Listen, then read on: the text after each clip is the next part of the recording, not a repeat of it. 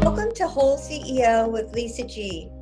I'm the best-selling author of The Boss Weight Loss. I'm bringing you the top tips to be unstoppable. This is a once-in-a-lifetime opportunity to actually pull up a chair with today's top experts in weight loss, mindset, and business. Learn our top tips to set you up for success so that you can have more energy, be fit and resilient, and feel unstoppable. Hey, you guys, I am so excited. Today we're here with Abel James. Hey, Abel. Hi. Thank you so much for having me. Oh my God, I'm so excited to have you here, not just because of the title of your new book, but because I'm a fan. Abel James is a New York Times bestselling author, musician, creator of the hit podcast, Fat Burning Man, and it has been rated #1 in health in 8 countries for 5 years in a row with more than 50 million downloads. And in addition to that, he wrote this new book, Designer Babies Still Get Scabies, which is cracking me up right now. So let's jump into it, Abel. All right. Where do you want to go first? Well, okay. I know that I want to inspire our audience on how to use tools to go from stuck to unstoppable. So I want to start with your story. And what was it like to go to an Ivy League college as a broke townie, not a legacy? And tell me a little bit about that story. Yeah, it's interesting because a lot of people are experiencing a problem that got a lot worse. So I'm 35 now. I graduated college in 2006. But when I went to school, it was, I felt like one of the first people to start taking on loans. And I was already like working, and I was a gigging musician starting when I was, you know, too young legally to be. It was like 8 or 9 years old, and I would make extra money doing that. And I continued to do that through college, learned how to do like computer programming. So like one of these things where you're type A and you're trying to be everywhere at once and do all these things and excel everywhere. Me too. And you can do that for a while, but then something has to go. And for me, it was as I was paying off my loans after school, um, I took a job and then was moonlighting also, but the job had a healthy snacks program, which, lined up perfectly with what the doctor uh, said I should be eating: low fat, zero cholesterol. You know how it works, lots of healthy whole grains and all of this, so that, I wouldn't get my family's history of all of these different problems that pretty much everyone has: heart disease, high blood pressure, triglycerides. So, long story short, this is the first time I'd ever had like great health insurance in my life. And so I followed what my doctor said. Like, this guy's got to be smart, even though he was a little soft himself, looking back in retrospect. So, I'm trying to be so good at everything at once, paying my loans back, and I'm nailing, I'm peeing in a cup every 2 weeks and getting my blood drawn and looking at the numbers and learning how to do all that. Problem is, following his advice for the first time, I've always been an athlete and I wanted to eat healthy, but I didn't know exactly how to do it. But it was kind of directionally accurate. But once I followed his advice and really started doing it specifically and well, all of a sudden I put on 20, 30 pounds over the course of about a year. My triglycerides went up, my cholesterol numbers got wrecked, and all the problems we were trying to stop, here I am in my like early 20s, like getting them, looking like I'm 40 almost. And so anyway, long story short, I saw that wasn't working. So I decided to just research and kind of do the opposite of what he was telling me, and do it with real food, because my mom's a holistic nurse practitioner and I came from the middle of nowhere. So real food's always been a part of our culture. So combining those things, my body went right back to like where it should be, in great shape, being athletic. I'm a runner, love to run, ran a bunch of marathons, then did shorter distances, and I've never looked back. And my numbers just, as soon as I did the opposite of what they were telling me, it went back in line, and I felt like a young buck in his prime again. And I was so mad that I had to start up a podcast and a blog and all this other stuff. And I love it. Well, it'll put you ahead of your time in that regard. And I guess it's kind of like an apple tree thing, as far as when you look at the doctors and they get so little nutritional education unless they want to. And there's a soft guy telling you how to not get preventable disease, and you figured it out on your own, and here you are. And I love your story, and I love that you started right away with the podcast and the blog. And I want to know, I know I'm obsessed with intermittent fasting. Yeah. Is that part of your protocol of losing the 20/30? Yes, it was. I was doing more of a 16/8 fast back then. So I was doing more 2, maybe even 3 meals a day, but it was in a restricted time window.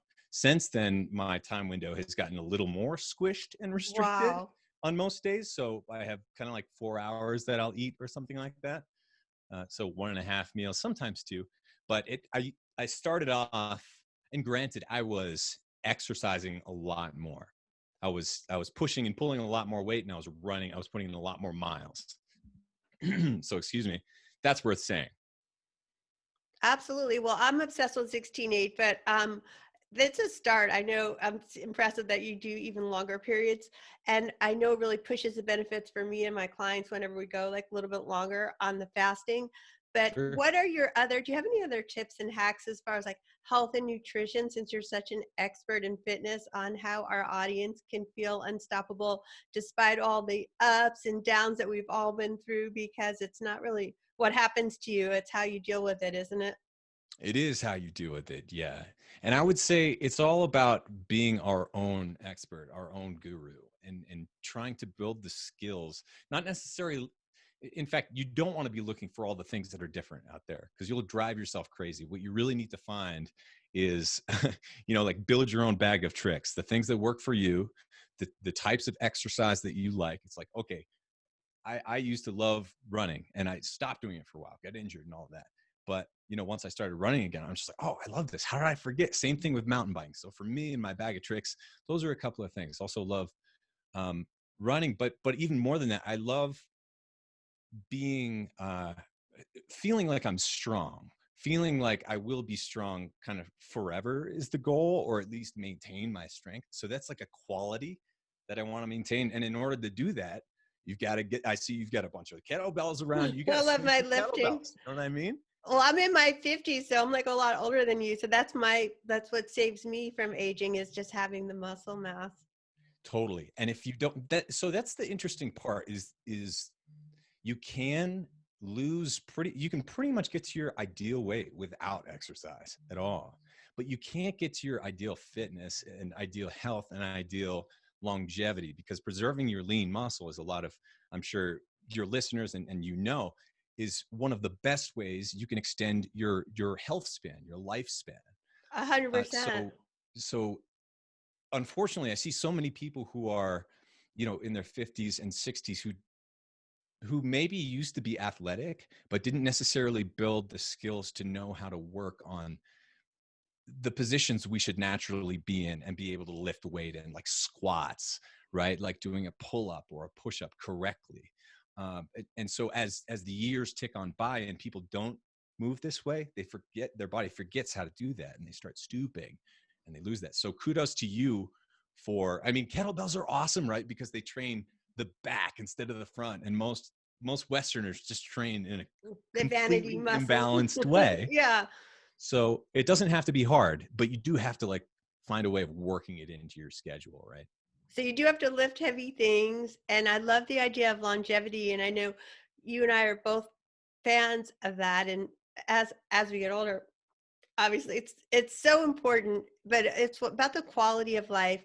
So do you have any tips for our listeners about how we can all age well? And I feel like I want to age backwards. I don't know, do you think that's possible?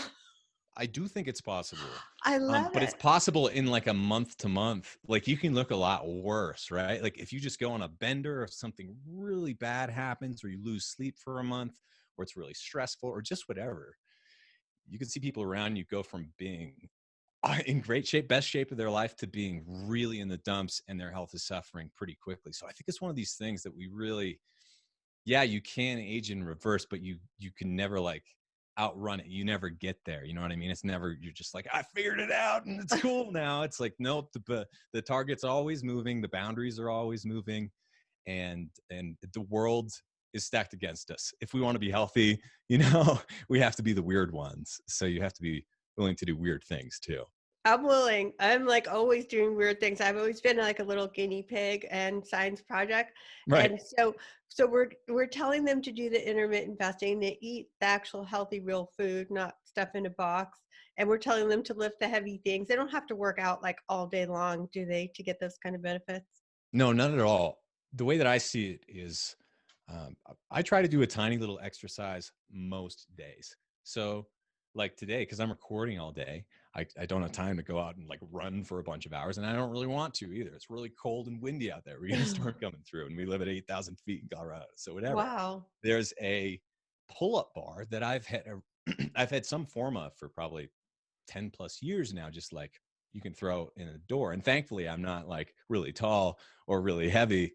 So I can do that. It wouldn't work for everyone, but for me, I did, I think 2 sets of 15 pull-ups in the morning. And it's like, boom, I'm done. I don't have to worry about it. It's kind of like checked off. Another day might be push-ups to failure twice. Another day would be like my heavy strength day.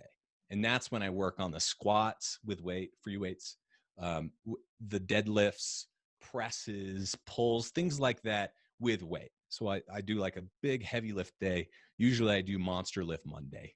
I Is how love it. What I a do all cool this name. at home though. And then I'm not counting the walks with my dog and the other times where I just feel like jumping around or dancing or running around. Or, it's like, that's just kind of the check, the mini workout that I feel like I should be getting in every day to make sure that my body is balanced and has the musculature that you need to stand up straight all day and do interviews and be Oh, I love animated it. and keep your energy, And and then I sprinkle in runs and bike rides and walks with the dog. Let's see, Daddy, I didn't miss any big workouts in there. I do work out with kettlebells. I'll do, so my minimum workout will be like 2 sets of kettlebell swings, 60, sometimes 70 pounds, depending on how I'm feeling, 30, maybe 50 times. We're kind of like not quite to failure, but really feeling it. And I'll do that 2 times maybe. And the interesting part is that's my promise. I can stop right there. But once I'm like really into that work, once I've done those 2 sets, I'm kind of gassed, but I'm into it. And so I find that like I continue and do maybe some presses and some squats too with the kettlebells, or maybe some pulls or whatever I'm feeling like that day. And so that's the cool part, is like, especially if you have this around you, it's so important to set up your environment, whether it's at work or at home, to be supportive of health and moving your body every few minutes or hours. Otherwise you go crazy. Look at any kids who are sitting in a desk all day. They go crazy, and we never grow out of that, unfortunately. oh, thank you for that advice. So now you guys don't have to feel like you have to have hours to be able to exercise and live better and live longer and feel better, have more energy, like Abel over here. I mean, I also love the fact that you sort of trick yourself into doing a little bit more exercise. So like you're committed to those 2 sets every day. But Yeah. then once you're there, you get into that vibe and you're feeling like, oh, I'm going to really enjoy this now. Because it's Yeah. important to enjoy what you're doing and not feel like it's torture, right?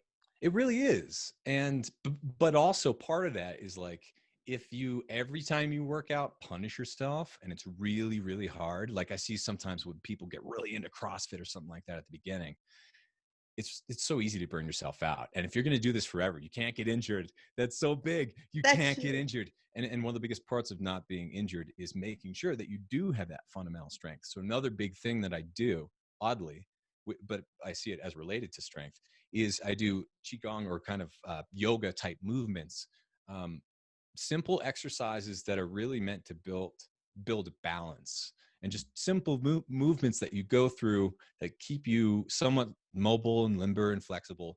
And as the years tick by, I never used to, I always thought that the heavier the better and faster was better, especially in my 20s or whatever. But as time ticks by, I realize how important it is to really build these fundamentals and focus on form. Otherwise, you're just going to, if you blow out a knee, it's like you're done. You know what I mean? You're done for a while anyway. And if the same thing with shoulder or whatever, and if you've been around for a while, you've either experienced that or see that happen. So really important to focus on these fundamental, simple movements like a squat. If you can do a squat and really get down there and hold it for a little bit and come back up, you can do that once a day for the rest of your life. You're going to live a long time, most likely. Oh, thank you for this super awesome, doable, simple advice. And final question that I want to talk to you about that's really inspirational to me. I know you and your wife have come back from toxins and fires and all kinds of stuff. Do you have any tips on how people can just like stay unstoppable? Yeah, life is rough, so you have to be prepared for that and be ready for the stuff that's going to happen. And the best way you can do that, I think, is by being um this is actually, it's funny, I can't even really like show it right now because it's full. Totally, yeah, I filled it out. Okay, here's one empty page. This journal, this notebook, every day I write something. It doesn't even matter what. And I see um like one of the most important things though I do almost every single day, sometimes I give myself a break, is sketch out what I want to do that day. Not necessarily in a really militant to-do list, but more in a doodly. This is a sketchbook. I can brainstorm on here. I can make lists, whatever. And when you stare a blank page in the face, you realize that it's your responsibility to fill it up and that you're the one who's driving your day. When you stare Google Calendar in the face, it's like you're getting notifications and I've got to do this and I've got this email over here. But when you have this just old-fashioned stuff right in front of you, you realize that this is my responsibility. What I do today, I'm going to put down my responsibilities. I'm going to cross them out, but I've got time in between. And I'm going to fill that in with those mini workouts we were talking about, with being prepared, making sure we're shopping, getting fresh, clean foods and having them around, and all the other things that you need to do. And there are a lot of them to keep your health. But the longer you do them, the more simple it becomes, in the sense that it's automatic now. It's a habit now. And you're going to have some weird habits. So get used to it. I love it. Well, thanks for all this actionable, simple advice and for all that you do. And I know you're a fat burning man. So where can people find you? Best way to find me is at fatburningman.com. And if you sign up for the free newsletter there, I send meal plans and some of our favorite cookie recipes that we make here at home and a bunch of other stuff. And then if you're looking for podcasts, yes, that's called Fat Burning Man. And then I also have other stuff like that new book, Designer Babies Still Get Scabies, is available on Amazon. And the audiobook, I hear it's great. I did it myself. I hear it's great. Oh my God, I'm signing up for those cookies. Absolutely. Hooking myself up. Thank you so much, Abel. Thanks so much for having me.